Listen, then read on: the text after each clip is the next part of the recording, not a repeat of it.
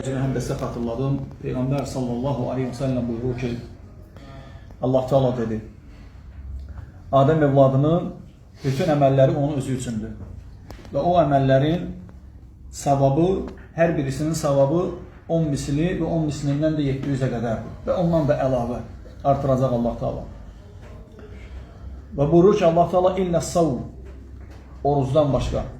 فَإِنَّهُ لِي Oruc mənim üçündür. وَأَنَا أَجْزِي bihi Oruca görə, yəni Ramazan orucuna görə onu mükafatlandıracam. Bu onu göstərir ki, başqa əməllərin də mükafatı var. Namaz, zəkat, sədəqə, valideynlərə yaxşılıq, tövhidi yaşamaq, sünnəni yaşamaq, əmirləri yerinə yetirib qadağalarından çəkinməyin hər birisinin savabı var. Allah Teala buyurur ki, "Mən cəə bil həsənəti fələhu aşru əmsəliha."